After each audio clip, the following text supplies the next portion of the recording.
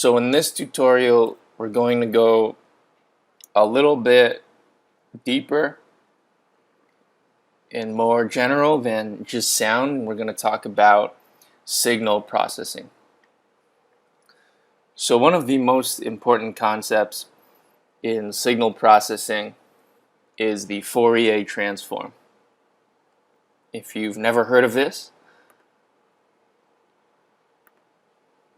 you can go to wolfram.com and look up the Fourier transform. So if you've never taken calculus or some sort of advanced university math, this probably won't make a lot of sense to you, but if that were the case, you probably wouldn't be doing this course in the first place. The Fourier transform is essentially in more of a conceptual way. It lets you view the frequency components of a signal. So you convert a signal from the time domain into the frequency domain, and then you can use the reverse Fourier transform to go from the frequency domain back to the time domain. So now if you look at these equations, you'll notice that f of x, the original signal, is a continuous function of x. And so we call this the continuous Fourier transform. Now since we're working in MATLAB and we're working with arrays and matrices, that won't really work for us. So we need a sort of discrete version of the Fourier transform. And appropriately, it's called the discrete Fourier transform. So let's look that up.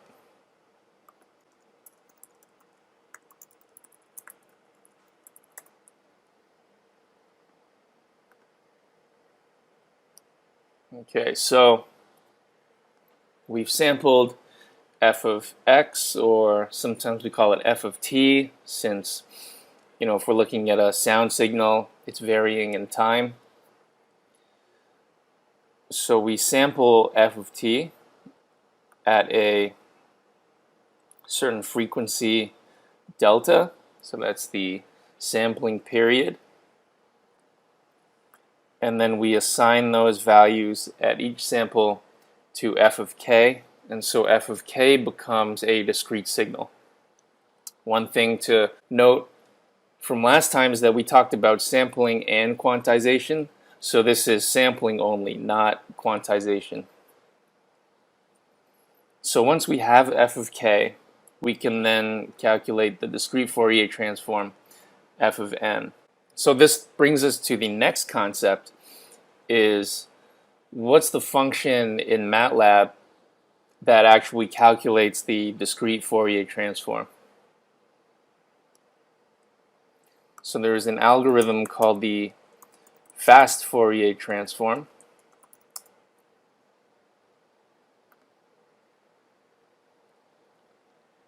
Also known as FFT for short. It calculates the discrete Fourier transform in n log n time. So if you ever studied algorithms, you know about O of n, big O notation.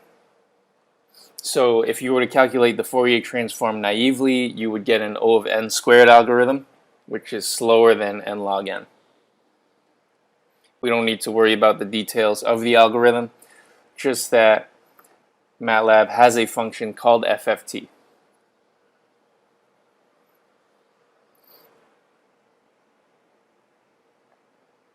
So as an example, let's do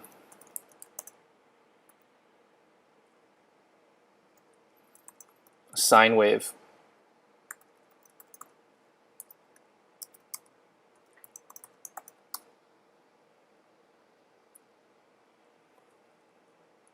So let's calculate the FFT of the sine wave.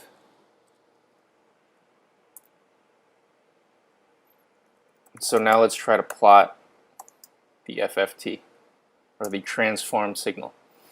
And so you'll notice it looks kind of weird. This is not what we want to see. So this is just an intermediate step. that I'm showing you. So if we go back to the definition of the Fourier transform, so let's look at the discrete Fourier transform. You'll see that it's the original signal f of k times e to the power of negative 2 pi I n k over big N. So the exponent to the power of I, where I squared is negative 1, is going to give you a complex number. So there's going to be a real part and an imaginary part. You can use Euler's equation to see this more easily. Cos theta plus I times sine theta. So there's a real part and an imaginary part. So if we look back at big Y, which is the transformed signal, you'll see that each of the parts here has a real part and an imaginary part. So typically when we're plotting the FFT, we usually just look at the real part. So there's a method called real in MATLAB. So suppose I have some number 2 plus 3 times I. Real will just drop the imaginary part. So now I'm going to plot real times big Y, which is the FFT of little y. Okay, and you can see that there are two spikes, one on the left and one on the right. So when you're looking at the frequency domain, the Fourier transform, you really only need to pay attention to the left half. So this area is the lowest frequency. This area in the middle is the highest frequency. And because if you look at the Fourier transform again, there's this 2 pi in the exponent, and also that it's a complex number which then resolves to cosines and sines.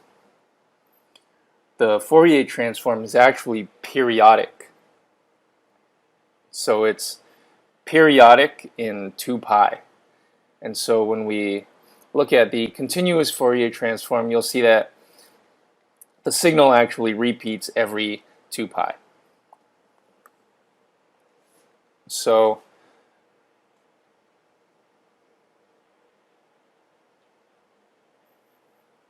when you look at a signal, so let's just see if we can find one.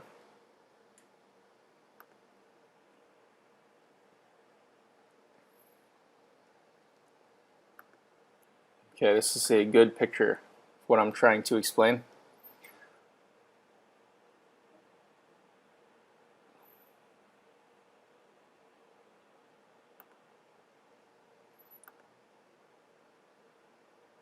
So usually the way that the Fourier transform is visualized is that it's symmetric around the center. So we only show from negative pi to 2 pi in the frequency domain. And then anything you see on the left side of the 0 point here is just carried over to the far right when you're looking at the discrete Fourier transform. Another thing to notice is that the transform signal is the same size as the original. So size big Y is the same as size little y.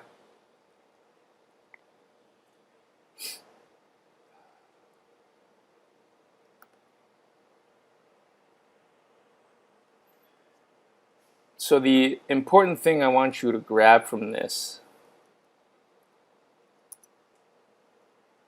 is that the sine wave has only one frequency. right? And so that's what we're seeing here. That's what this spike is. Now, so when we look at real signals, so we're going to look at some voices soon. What we're going to see is there are going to be multiple frequency components, right? So when you speak or when you play an instrument, they produce different sounds because they have different frequencies playing at the same time. So we're going to go back to the Hello World from the first and second lecture. Equals audio read, Hello World, read. All right, so remember that D has 2 channels. So we're just going to look at the left or first channel in the FFT lectures. So I'll say big D is equal to FFT of little d. So I'm going to select all the rows and then the first column. Now I'm going to plot the real part of the FFT of D. All right, so you can see the multiple frequency components that show up. This is my voice. So I've downloaded a female version of Hello. I couldn't find Hello World, so she just says Hello. I'm going to read that in.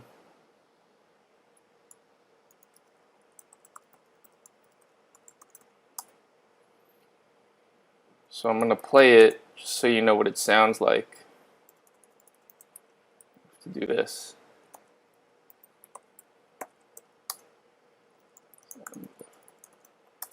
Hello? Okay, so the female voice is more high-pitched than the male voice, and so mine is a male voice. So what we should see then, I'm going to take the FFT of the female voice, and I'm going to plot that. So this doesn't tell us much because it's just a plot by itself. So we're going to use some of the things we learned before.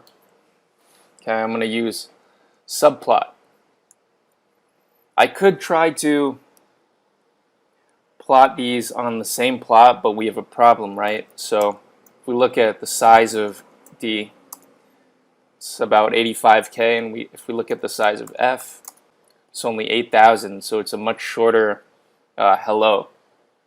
And so the problem with that is if we plot them both on the same axis, one's going to be really short and the other one's going to be really long, so you can't really compare the frequencies that well.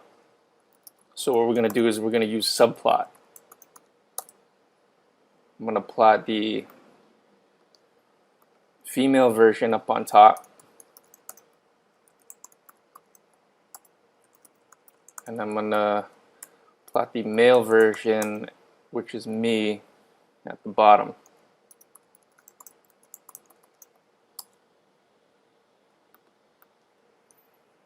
Okay, so remember that the signal is symmetric, right?